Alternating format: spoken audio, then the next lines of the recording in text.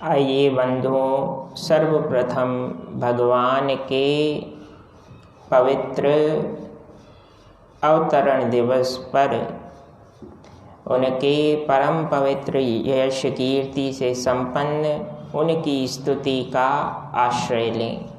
भगवान के नाम और भगवान की कीर्ति का आश्रय लेने से हमारे जीवन से भय का नाश सर्वप्रथम होता है।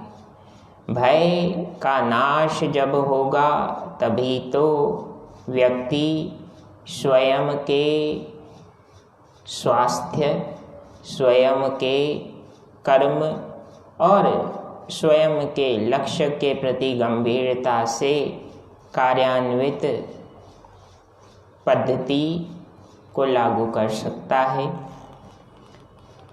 भगवान का यह परम पवित्र श्री राम स्तुति जो जीव नियमित रूप से दिन में एक बार भी स्मरण करता है, गाता है या घर में घर के सदस्यों को सुनाता भी है, तो श्री राम की उस पर विशेष कृपा होती है। श्री राम चंद्र कृपालु भज मन हरण भव भय दारुणम नव कंज लोचन कंज मुख कर कंज पद कंजारुणम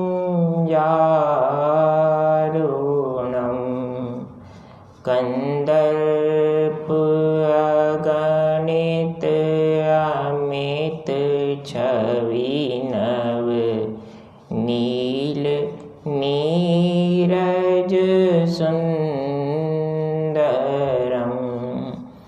पटपीत मानव तड़ित रुचि शुचि नौमी जनक सुतावरम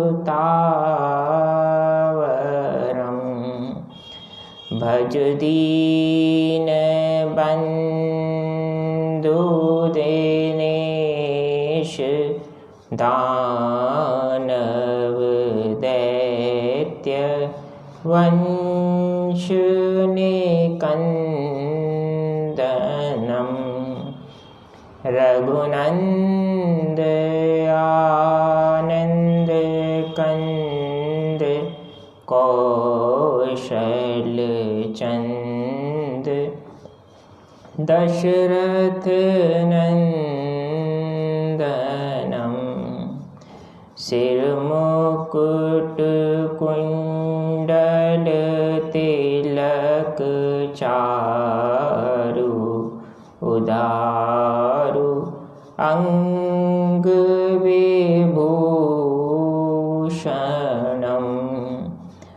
आजानु भुज सर चाप धर संग्राम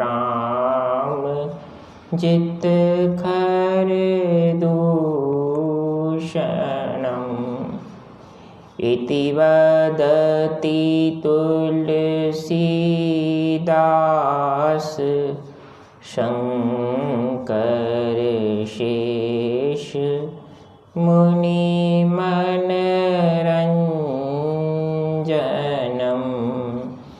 मम हृदय कंज निवास कुरु कामादि खल दल गंजनम श्री रामचंद्र कृपालु भज मन हरण भव भय दारुणम श्री राम श्री राम श्री राम श्री राम। बोलिए भक्तवत्सल भगवान की जय। भगवान श्री राम का अवतार मर्यादा के साथ साथ शिष्टता का श्रेष्ठ उदाहरण भी है। मर्यादा यानी कब क्या करना है, कितना करना है, कब कहाँ बोलना है, कहाँ मौन रहना है, किसका कितना सम्मान करना है, किसका शांत भाव से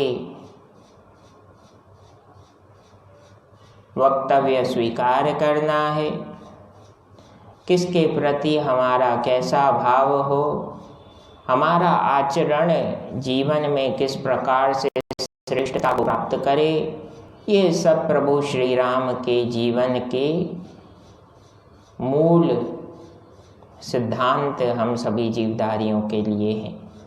इसके अलावा भी हर व्यक्ति के लिए विभिन्न सिद्धांत जब व्यक्ति एकांत में विचार करता है तो उसे मिलते हैं। देखिए, भगवान के व्यक्तित्व से अगर हम कुछ सीखना चाहते हैं तो हमें एकांत में विचार करने की पद्धति को स्वीकारना होगा।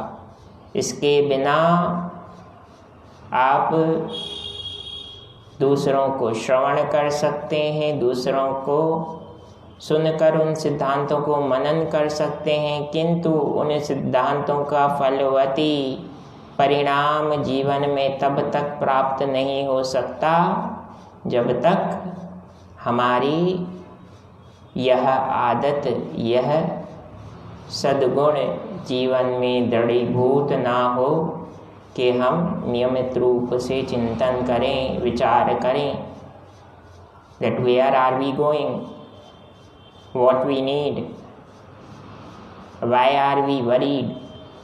ये कुछ ऐसे प्रश्न हैं जो प्रायः हर जीव को सताते हैं और प्रभु श्री राम का नाम इन संदेहों से, इन कष्टों से, इन विभिन्न प्रकार के भय से हमें बचाता है।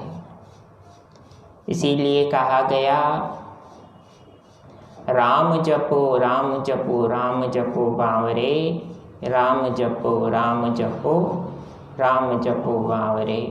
कोई साधक कहने लगा कि भगवान राम के नाम का आश्रय जब जीव लेगा तो उसके जीवन से सर्वप्रथम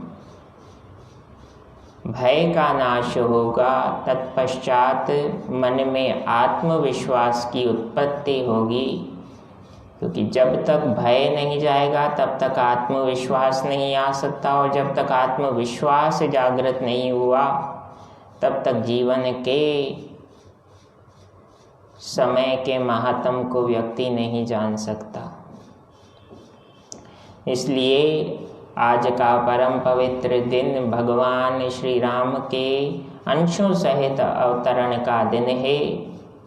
इस दिन हर व्यक्ति को कोई ना कोई संकल्प अवश्य करना चाहिए।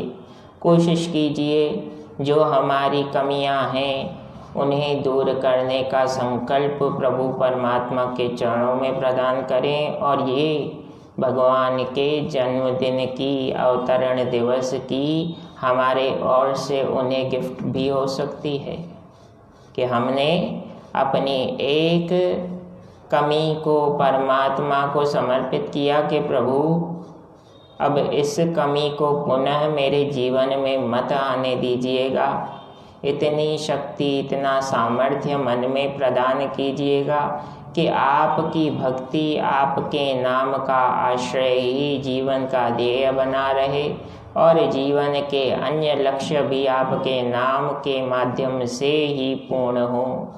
आगे आपका नाम हो, आगे आपका व्यक्तित्व हो, बाकी सब पीछे हो। कोई भी विचार जीवन में पुनः आपके नाम के आगे ना आए। सर्वप्रथम और सर्वश्रेष्ठ अगर जीवन में कुछ हो तो वह राम नाम हो। सर्वप्रथम सर्वश्रेष्ठ अगर जीवन में कुछ हो तो वह राम काज हो, तथा सर्वप्रथम सर्वश्रेष्ठ अगर कोई संकल्प जीवन में हो तो वह प्रभु कृपा से ही प्राप्त कर्म की सिद्धि का एकमात्र सिद्धांत ही हो। ये प्रार्थना प्रभु श्री राम से करते हुए हम कथा में आगे बढ़ें। भगवान के नाम का महात्म सर्वप्रथम राम कथा में ही है। भगवान के अवतरण का कारण भी श्री राम कथा में है। तो राम कथा के बारे में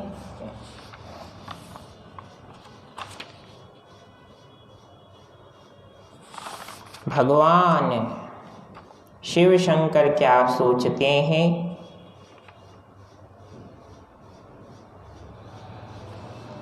उसे थोड़ा समझें। भोलेनाथ प्राणी मात्र को यह शिक्षा दे रहे हैं कि आपका आचरण, आपका व्यवहार कैसा हो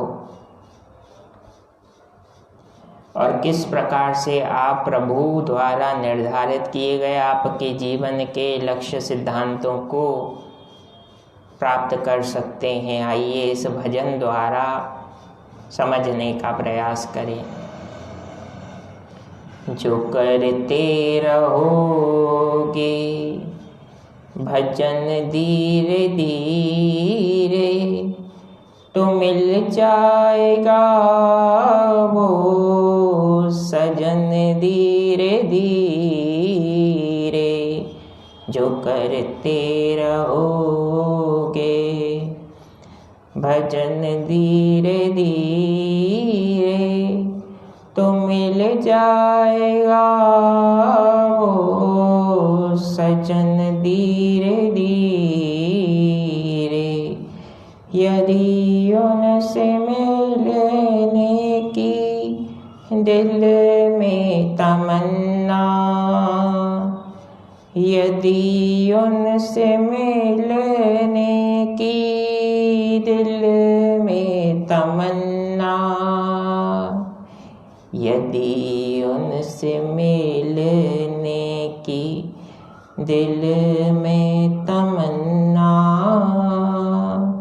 यदि प्रभु से मिलने की दिल में तमन्ना, करो शुद्ध अंतःकरण धीरे धीरे, करो शुद्ध अंतःकरण धीरे धीरे। जो करते रहोगे भजन धीरे धीरे तो मिल जाएगा वो सजन धीरे धीरे। भगवान के नाम द्वारा जीवन के लक्ष्य किस प्रकार से प्राप्त होते हैं, तो साधक ने कहा, कोई काम दुनिया में मुश्किल नहीं है, कोई काम दुनिया में मुश्किल नहीं है, कोई काम दुनिया में मुश्किल नहीं है। जो करते रहोगे यतन धीरे धीरे, करते रहोगे भजन धीरे धीरे तो मिल जाएगा सज्जन धीरे धीरे। जीव के लिए संसार में सबसे बड़ा आश्रयदाता केवल ईश्वर ही है, केवल श्री राम ही है। गोस्वामी तुलसीदास जी ने कहा कि श्री राम के बिना स्वप्न में भी वह व्यक्ति आनंद का अगर भाव देखता है तो वह केवल एक कोरा सपना है। वह पूर्ण तब होगा जब जीवन के संपूर्ण सद्भाव और समस्त मनोवृत्तियां प्रभु श्री राम के चरणों में समर्पित कर दें। भगवान के अवतरण दिवस का सबसे बड़ा आनंददायी क्षण तो बंधुओं हमारे लिए यही होगा कि हम अपने सभी भाव, सभी यानी सभी भाव भगवान के चरणों में, श्री राम जी के चरणों में समर्पित कर दें। कथा को पूर्णता की ओर ले जाऊं उससे पूर्व श्री राम भरत लक्ष्मण शत्रुघ्न के नाम का महात्म हम समझें। जब चारों भाइयों का अवतार हुआ और उनके नामकरण संस्कार का दिन आया, तब कुल पुरोहित कुल गुरु वशिष्ठ जी ने चारों भाइयों का एक एक करके नामकरण किया है। सबसे पहले ज्येष्ठ पुत्र माता कौशल्या की गोद में विराजे हुए प्रभु परमात्मा को देखकर गदगद अनुभव किया है वशिष्ठ जी ने और कहने लगे, जो आनंद सिंधु सुख राशि सी करते त्रैलोक सुपासी, सो सुख धाम राम नामा, अखिल लोक दायक विश्रामा, मंगल भवन अमंगल हारी, उमा सहित जेहि जपत पुरारी। गुरुदेव वशिष्ठ जी कहने लगे कि संसार को सुख आनंद का अनुभव देने महाराज दशरथ जी आपके ये ज्येष्ठ पुत्र आए हैं। प्राणी मात्र जब जब इनका स्मरण मात्र करेंगे, इन्हें केवल याद भी करेंगे, तो इनके स्मरण से ही जीव के जीवन के समस्त कष्ट क्लेश दुख तत्काल प्रभाव से नष्ट हो जाएंगे और व्यक्ति गदगद जीवन जिएगा, आनंदित रहेगा। तो इनका नाम मैं राम रखता हूँ। राम अर्थात तीन देवताओं का एक साथ स्मरण एक बार राम नाम के स्मरण से हो जाता है। कौन कौन से? अग्निदेव, सूर्यदेव और चंद्रमा। भगवान के व्यवहार में भी हम देखें तो ये तीन गुण प्रमुख हैं। अग्नि सी गंभीरता, सूर्य सा तेज और चंद्रमा सी शीतलता। दूसरे पुत्र कैकेयी नंदन की ओर देखकर मन ही मन श्री राम के छोटे भाई और श्री विष्णु के अंशावतार उस बालक को प्रणाम कर वशिष्ठ जी कहने लगे कि आपका यह पुत्र अपने बड़े भाई का अनुसरण करेगा। कितने धन्य होंगे वे माता पिता जिनका बड़ा पुत्र एक आदर्श हो और उसका अनुसरण छोटे पुत्र को करने का सौभाग्य प्राप्त हो। कौन से माता पिता नहीं चाहेंगे ऐसी संतान। माता कैकेयी मन ही मन बड़ी प्रसन्न हुई। दशरथ जी को भी आनंद की अनुभूति हुई। माता कौशल्या और माता सुमित्रा भी आनंदित हुए। संसार के जीव को आपका यह दूसरा पुत्र भरण पोषण करने का कार्य करेगा। निस्वार्थ भाव से और बिना भेदभाव के यह जनमानस का हित करेगा, इसीलिए इसका नाम भरत रखा जाता है। कहा भी गया, भरत सरेस को राम सनेही, जग जप राम राम जप जेहि, भरत सरेस को राम सनेहि।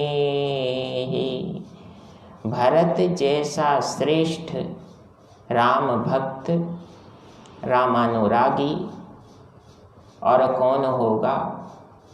संसार जिन श्री राम का स्मरण करता है, स्तुति करता है, वे श्री राम भरत को स्मरण करते हैं, क्योंकि भरत जी का त्याग सर्वश्रेष्ठ है। भरत जी का त्याग निस्वार्थ है। निस्वार्थ सद्गुण को सीखना है बंधुओं, तो भरत जी के चरित्र को पढ़िए, समझिए, सुनिए, आत्मसात कीजिए। सुमित्रा जी के ज्येष्ठ पुत्र का नाम लक्ष्मण और सबसे छोटे पुत्र का नाम शत्रुघ्न रखा गया। शत्रुघ्न अर्थात जो अपने मन को इस प्रकार से नियंत्रित करे, इस प्रकार से अपने मन पर राज करे, जिस प्रकार से चक्रवर्ती सम्राट पृथ्वी का पालन पोषण करते हैं, जिस प्रकार से एक योग्य नेतृत्व करता सद्गुणी पुरुष जनमानस का हित करता है, उसी प्रकार से शत्रुघ्न जी ने अपने मन पर समस्त सद्विचारों को स्थापित किया और मन में कुभाव को कभी भी नहीं आने दिया। इसीलिए शत्रुघ्न जी मन पर नियंत्रण करने का एक श्रेष्ठ पात्र भी हैं श्री राम कथा में। इस प्रकार से भगवान के अवतरण दिवस की आप सभी भगवत प्रेमियों को अनेकानेक बधाइयाँ देता हुआ, देखिए आप जिस भी गुरु को मानते हैं, अब यहाँ पर क्रम जान लें। सबसे ऊपर भगवान, तत्पश्चात धरती पर माता पिता, तत्पश्चात गुरु जो शिक्षा देते हैं, और तत्पश्चात गुरु जिनसे आप दीक्षा लेते हैं। कईयों के शिक्षा गुरु दीक्षा गुरु समान होते हैं, कईयों के शिक्षा गुरु अलग और दीक्षा गुरु अलग होते हैं। दीक्षा गुरु को माता पिता के समतुल्य भी माना जाता है। कुल देवता कुल देवी का भी अपना अपना मातम है, लेकिन भगवान तो सबके लिए सर्व पूजनीय हैं। और श्री राम एक ऐसे भगवान हैं जिन्होंने प्राणी मात्र को जीना सिखाया है। तो उस भगवान के अवतरण दिवस की आप सभी को बधाई देता हूँ। प्रभु परमात्मा राघवेंद्र सरकार से यही प्रार्थना, प्रभु सर्वे भवन्तु सुखिनः, सभी सुखी हों, सर्वे सन्तु निरामयाः, सभी निरोगी हों, सर्वे भद्राणि पश्यन्तु, सभी जीवन में श्रेष्ठता को प्राप्त करें। माँ कश्चित् दुख भाग भवेत्, दुख सदा सर्वदा के लिए प्राणी के जीवन से चला जाए। इसी प्रार्थना के साथ पुनः बहुत बहुत बधाई। जय सिया राम, जय जय हनुमान। प्रसन्न रहें, आनंदित रहें और प्रयास कीजिए कि घर में ही रहा जाए। प्रणाम।